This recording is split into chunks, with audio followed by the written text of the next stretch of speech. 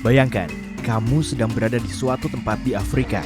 Kamu mengendarai jeep di lembah panas bersama teman-temanmu. Mobilmu melewati sekelompok singa, hiena, dan jerapah. Lalu kamu berhenti di dekat kawanan gajah. Hewan-hewan raksasa dan cantik ini lewat di hadapanmu, dan kamu menyadari betapa kecilnya dirimu dibandingkan mereka.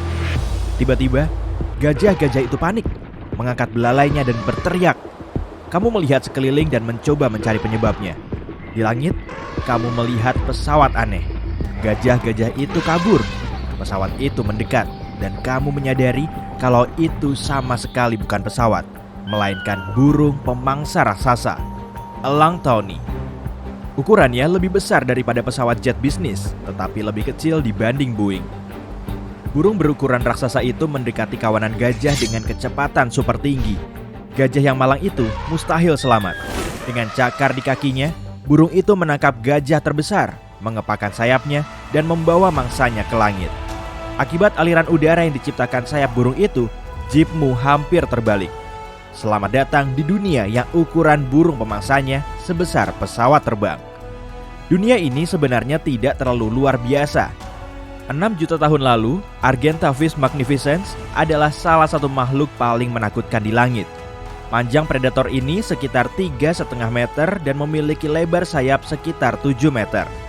Burung itu seukuran pesawat terbang bersayap ganda, tapi beratnya sedikit di bawah, yaitu sekitar 72 kg atau seberat rata-rata pria dewasa. Berkat paruhnya yang besar dan kuat, Argentavis magnificens bisa menelan seekor kelinci utuh-utuh.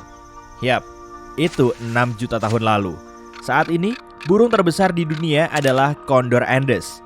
Beratnya mencapai 15 kg, kira-kira seberat anjing kecil, dan lebar sayapnya mencapai 3 meter, yang lebih tinggi daripada pemain NBA manapun. Untungnya, burung-burung ini adalah pemakan bangkai. Mereka memakan sisa-sisa hewan lain dan tidak menyerang hewan hidup. Di dunia yang semua burungnya seukuran pesawat, Condor Andes akan sebesar Boeing penumpang. Dan layaknya Boeing, burung ini butuh banyak ruang untuk lepas landas. Otot kondor ini tidak akan memungkinkannya mengangkat beban tubuhnya ke udara. Pertama, burung itu harus mendaki gunung yang sangat tinggi. Dari sana, dia harus melompat turun dan berakselerasi sebelum bisa lepas landas. Tiap penerbangan kondor akan diakhiri dengan pendaratan darurat.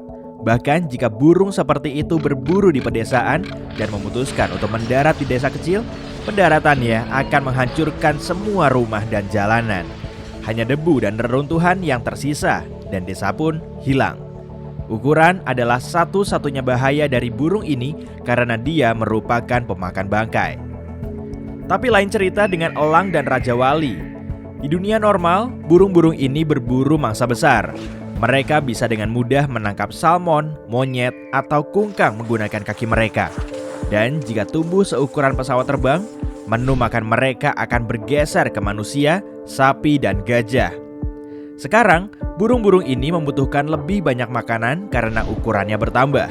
Porsi biasa tidak akan cukup.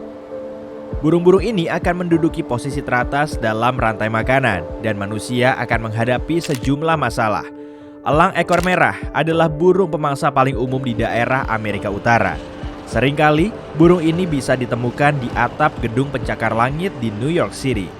Sekarang, bayangkan, burung-burung ini seukuran pesawat terbang saat mereka terbang di atas kota dan mendarat di gedung pencakar langit.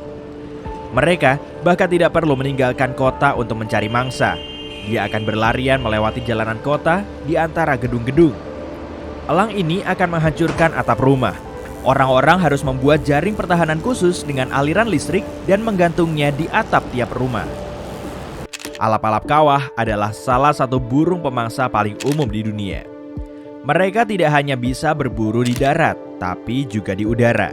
Menangkap kelelawar bukanlah masalah bagi mereka saat sedang terbang. Ketika ukurannya berubah, kelelawar akan diganti dengan pesawat. Burung-burung ini melacak mangsanya, menukik dengan kecepatan 320 km per jam, yang sama seperti kecepatan supercar mahal. Dan kecepatan ini tentunya akan meningkat 10 kali lipat karena bobotnya menjadi raksasa. Saat menukik, dia akan melesat lebih cepat daripada jet tempur. Tapi masalah paling besar yang harus kita hadapi adalah elang emas. Elang emas adalah burung pemangsa terbesar di dunia. Cakar, paruh, dan penglihatan tajam dilengkapi kecepatan super tinggi adalah senjata yang menjadikannya burung terkuat di antara semua pesaing. Dalam ukuran normalnya, mereka bahkan menyerang rusa. Sekarang, rusa akan menjadi mangsa terkecil bagi elang ini. Manusia harus membangun perisai khusus atau membuat senjata sonik untuk menangkal serangan burung itu. Di kota-kota besar, ini tak akan menjadi masalah. Tapi orang-orang akan selalu hidup dengan was-was di kota-kota kecil dan pedesaan. Elang dapat melihat manusia dari jarak puluhan kilometer. Pertempuran dengan burung ini menyerupai pertarungan dengan naga. Bulu elang besar akan menjadi bahan bangunan yang mahal. 3 atau 4 bulu burung pemangsa seperti ini dapat melindungi atap rumah dari hujan. Burung pemangsa memiliki mekanisme cengkraman yang unik di kakinya, berkat otot yang digerakkan ketika menangkap mangsa. Dengan keunikan ini, mereka dapat mengangkut beban berat dalam jarak jauh. Jika manusia mampu menjinakkan burung, mereka bisa menggunakannya sebagai pesawat kargo. Seperti surat merpati, tapi alih-alih surat, burung akan mengirimkan barang yang berat. Kebanyakan burung tidak mau dijadikan peliharaan dan akan bertarung melawan manusia untuk memperebutkan wilayah. Bepergian pada malam hari akan jauh lebih aman daripada siang hari. Tapi nyawamu tetap dalam bahaya meski pergi pada malam hari. Bayangkan, kamu sedang bersepeda ke rumah pada malam hari dan memutuskan untuk mengambil jalan pintas menembus hutan. Kamu berkendara di sepanjang jalan, menembus semak belukar dan melihat sesuatu yang aneh. Di sebelah kirimu, puncak pepohonan mulai bergetar. Daunnya berdesir begitu cepat, seolah-olah angin kencang yang hening menggetarkannya. Ini aneh sebab pepohonan lainnya diam. Kamu menatap kegelapan, 2 mata besar seukuran bola basket yang bersinar muncul di antara dedaunan. Rupanya bukan daun atau kayu yang bergetar, melainkan bulu. Kamu bertemu dengan burung hantu, salah satu predator nokturnal paling terampil. Kamu melarikan diri, mengayuh pedal secepat mungkin. Kamu berharap predator tadi jauh tertinggal di belakang. Suasana pun hening. Kamu melihat sekeliling dan melihat burung hantu itu terbang di belakangmu tanpa suara sama sekali. Bulu burung ini membantunya terbang tanpa suara sehingga burung hantu dapat mendengar mangsanya dengan jelas. Kamu melewati sekawanan kuda yang tengah tidur dan burung hantu mengalihkan perhatiannya kepada mereka. Di hutan, di ladang, di pegunungan, di padang rumput, burung pemangsa menyebabkan kekacauan di mana-mana. Akan tetapi, peristiwa paling luar biasa tetap terjadi di lautan. Gannet utara adalah burung yang melacak mangsanya dari langit. Begitu seekor ikan muncul di laut, gannet terbang turun dengan kecepatan tinggi dan menyelam jauh ke dalam air untuk melahap makan siangnya. Burung-burung ini tumbuh menjadi seukuran pesawat terbang di dunia baru kita, dan dengan begitu mereka berburu hiu dan ikan besar lainnya. Jika merasa kesal melihat perahu nelayan mengganggu waktu makan malamnya, gannet bisa seperti pelantak tubruk, menembus geladak kapal dari udara dengan paruhnya. Dan tentu saja akan ada orang pemberani yang mencoba menjinakkan burung pemangsa sebagai hobi. Untuk menjinakkan burung pemangsa, kamu harus mendaki ke puncak gunung yang tinggi dan mencuri telur besar dari sarangnya. Anak burung seukuran anjing akan membutuhkan banyak makanan.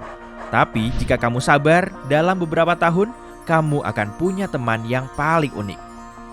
Bayangkan, kamu berhasil melatih alap-alap kawah dan terbang tinggi di langit dengan kecepatan tinggi. Selama penerbangan, kamu mungkin bertemu pilot lain yang duduk menunggangi elang emas. Pertarungan udara dimulai di antara kalian berdua. Dunia kita akan seperti film fantasi, tapi diwarnai oleh burung alih-alih naga.